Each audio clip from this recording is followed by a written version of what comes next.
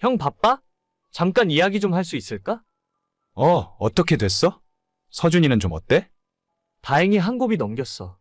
방금 병실로 옮겼고 지금은 자고 있네. 진짜 너무 다행이네. 하늘에 계시는 우리 부모님이 서준이를 지켜줬나 보다. 그러게 진짜 천만다행이지. 근데 아까 의사가 하는 말이 이제는 더 이상 미룰 수 없고 진짜 수술을 할지 말지 선택해야 한다더라. 그래? 그러면 수술을 받아야겠네. 좀 힘든 시간이겠지만 어떻게 하겠어. 서준이도 앞으로 살려면 이겨내야지. 그래서 말인데 형, 내가 정말 염치 없는 부탁 하나만 할게. 왜 무슨 일 있어? 우리 부부가 사실 작년부터 서준이 병원 따라다니고 이래저래 치료비 대느라고 돈도 제대로 못 벌고 그동안 모아놓은 돈도 거의 다 써버렸어. 집주인한테 얘기해서 전세금도 빼고 월세로 돌렸는데 그래도 수술비가 모자라. 알지. 너네 집 사정은 내가 알지. 그래서 얼마가 필요한데? 그동안 밀린 병원비도 좀 있고 새로 수술비까지 하려면 최소한 4천은 더 있어야 할 것 같아. 사천, 나도 마음 같아서는 진짜 빌려주고 싶은데. 너도 알잖냐. 우리 집안 돈 관리는 전부 네 형수가 하는 거. 얼마 전에 내가 갖고 있던 비상금까지 다 털어서 줬는데 그렇게 큰 돈은 당장 마련하긴 힘들 것 같다. 알지. 내가 형 비상금 통장까지 받아놓고 한 푼 갚지도 못했는데 이런 말까지 하는 내가 염치 없고 형 얼굴 보기가 민망하다. 그런 건 신경 쓰지 마. 돌려받자고 빌려준 건 아니니까. 나도 정말 마음 같아서는 서준이를 위해서 필요한 돈은 싹 다 빌려주고 싶어. 하지만 나도 가정이 있고 우리 애엄마 눈치를 안 볼 수가 없다. 너도 알지? 내가 비상금 통장 너한테 준 거 작년에 들켜서 집에서 쫓겨날 뻔한 거. 미안해. 사실 나도 염치가 있지. 어떻게 형한테 또 돈 빌려달라고 하겠어? 그래서 오늘은 돈 빌려달라고 연락한 건 아니고 나한테 보증 좀 서주면 안 될까? 여기저기 물어보니까 신용금고에서 대출을 받을 수 있을 것 같은데 내가 무슨 일이 있어도 이번 일만 끝나면 이 돈을 제일 먼저 갚을게. 회사 끝나면 대리운전을 하건 배달을 하는 한이 있어도 무조건 벌어서 갚을 거야. 이번 수술만 잘 끝나면 우리 서준이도 퇴원하고 다시 학교 다닐 수 있다고 하니까 나 절대 애 아빠로서 후회할 짓 하고 싶지 않아. 보증? 내가 보증서 주면 수술비를 대출받을 수 있는 거야? 응, 그렇다 하더라고. 형, 제발 부탁 좀 할게.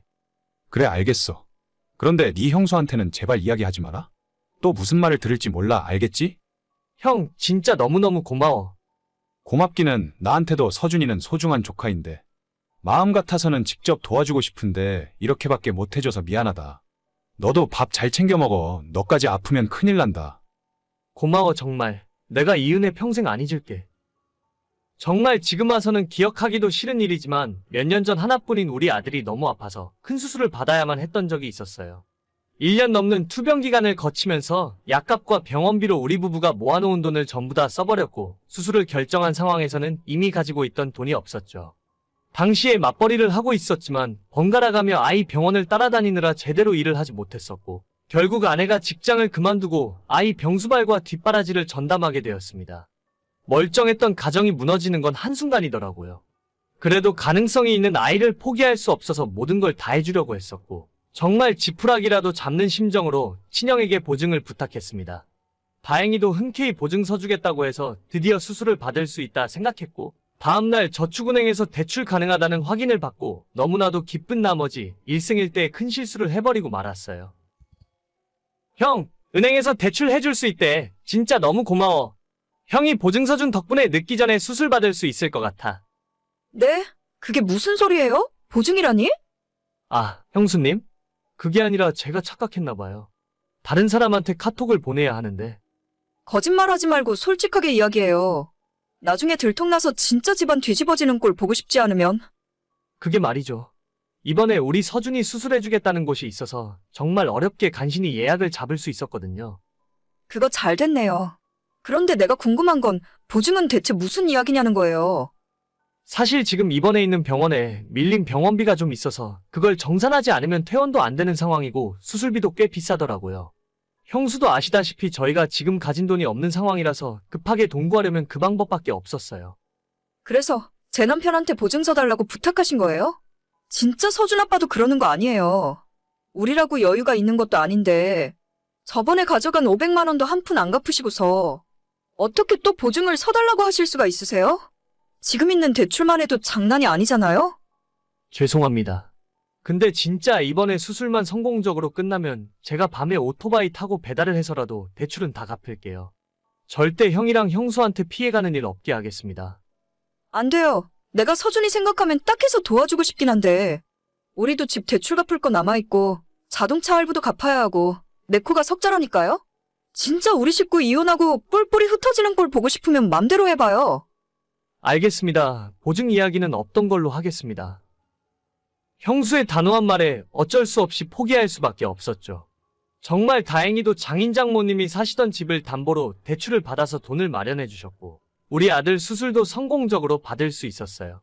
초등학교 다니고 있던 아들은 지금 중학교를 다니고 있고 다시 새 삶을 얻은 것처럼 하루하루 감사한 마음뿐입니다. 사실 입장 바꿔 생각해보면 그 당시에 형은 정말 최선을 다했다고 생각해요. 그래서 제가 상황이 좋아지자마자 형에게 빌렸던 돈 500만 원부터 빨리 갚았습니다. 하지만 예전에 그 일을 계기로 알 수 없는 어색한 점이 생겨버려서 형수엔 거의 연락을 잘 안 하고 지내게 되었고 특히 형수와는 완전 인연을 끊다시피 해버렸어요. 그런데 얼마 전 형수로부터 뜻밖의 연락을 받게 되었습니다. 그동안 잘 지내셨어요? 아, 네. 저는 잘 지내고 있죠. 형수님은 별일 없으셨어요? 말도 마세요. 저희는 전혀 안녕 못하네요. 갑자기 무슨 일 있으세요? 우리 남편한테 한마디도 못 들으셨나 보네. 요즘 저희 남편 사업이 휘청휘청해요. 코로나 전까지만 해도 장사가 잘 됐었는데 그때 이후로 손님도 줄고 요즘은 대출로 겨우겨우 버티긴 하는데 이러다가 집까지 압류해 넘어가게 생겼다니까요. 어떻게든 이번 큰 고비만 넘어가면 다시 잘 될 수 있을 것 같은데. 아, 네. 잘 해결되길 바랄게요. 서방님, 지금 하신 말씀 진심이세요? 네? 저희가 잘 되길 바란다는 말이 진심이냐고요. 네, 물론이죠. 잘 되셨으면 좋겠네요. 그러면 저희 부탁 하나만 들어주세요. 무슨 부탁이요? 우리 진짜 더 이상 대출 받을 곳이 없어서 그러는데 이번에 보증 한 번만 눈 감고 서주시면 안 될까요? 3천만 원 대출 받아서 시설 투자도 좀 하고 마케팅도 새로 해보려고요. 보증이요? 저한테요? 네, 금방 해결할 수 있으니까 걱정은 안 하셔도 돼요. 아니, 형수 진짜 너무하시네요. 거의 2년 만에 연락하시더니 우리 서준이 안부 한번 묻지도 않고 저한테 보증을 서달라고요? 예전에 저한테 어떻게 대하셨는지 기억이 안 나시나 봐요? 서준이 수술받고 건강해졌다는 말은 귀가 닳도록 들었어요. 어차피 그때는 우리 상황이 안 좋아서 어쩔 수 없었던 건데 지난 일은 지난 일이고 가족끼리 너무 서운해하지 말아요. 죄송한 말씀이지만 저도 형수 덕분에 가려야 하는 사람이 누군지 확실하게 알게 됐어요. 우리 회사 동료들도 제 소식 듣고 1,000만 원 모금해서 주셨거든요. 그런데 저는 형한테 500 빌린 일로 형수한테 그런 이야기까지 들었으니 때로는 가족보다 남이 더 나을 때도 있더라고요. 가려야 하는 사람이요? 그거 지금 내 이야기예요. 저는 누구라고 이야기한 적 없어요. 와, 서준 아빠 그렇게 안 봤는데 진짜 속이 너무 좁다. 언제적 일인데 그걸 아직까지 마음에 담아두고 있어요? 어차피 돈 마련해서 수술 잘 됐으면 끝난 일이잖아요? 뭐 결과적으로 보자면 그렇긴 하죠. 그러니까 나한테 갖고 있는 화도 풀어버려요. 아니에요. 저는 형수한테 화난 건 없어요. 화 안 났으면 보증 좀 서주세요. 어차피 우리가 벌어서 다 갚을 건데 어려운 일 아니잖아요? 죄송해요. 보증은 진짜 힘들 것 같네요. 형한테 빌렸던 500만 원도 이자 쳐서 다 갚았으니까. 앞으로 돈 이야기로 저한테 연락하시는 일 없었으면 좋겠어요. 서준 아빠, 그러지 말고요. 한 번만 다시 생각해줘요. 뻔뻔하게도 저한테 다시 연락해서 보증을 서달라고 했고 잠시 후에는 형수에 이어 형에게 카톡이 오더라고요. 얘기는 들었다. 우리 와이프가 너한테 보증 서달라고 했다면서? 형한테는 미안한데 보증은 못 서겠다고 했어. 그래, 당연하지. 내가 너한테 정말 면목이 없다. 와이프한테는 내가 따끔하게 이야기했어. 아마 다시는 이런 일 없을 거다. 형 생각하면 보증이 아니라 돈이라도 빌려주고 싶은데 나도 우리 와이프가 형수 이야기만 하면 눈이 뒤집어질 정도로 화를 내니까 내가 보증 서줬다는 거 알면 가만히 있지 않을 거야. 알지, 이해한다. 우리 집 일은 내가 알아서 해결할 수 있으니까 너는 신경 쓸 필요도 없어. 서준이는 잘 지내지? 학교 잘 다니고 요즘은 완전 건강해. 그러면 됐다. 아무튼 오늘 일은 잊어버리고 다신 우리 집사람이 돈 때문에 연락하는 일 없도록 할게. 알겠어. 형도 건강 조심하고.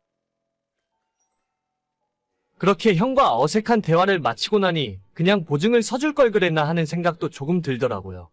하지만 예전에 그 일 때문에 제 아내는 형수 이야기만 하면 바로 입에서 쌍욕이 튀어나올 정도로 화를 내기 때문에 제가 형한테 보증을 서줬다는 걸 알게 되면 저까지 무사하지 못할 겁니다. 형한테는 미안하지만 앞으로 어떤 금전적인 거래도 안 할 거예요. 오늘의 사연은 여기까지입니다. 구독과 좋아요, 알림 설정은 많은 힘이 됩니다. 다들 행복하시고 좋은 하루 되세요.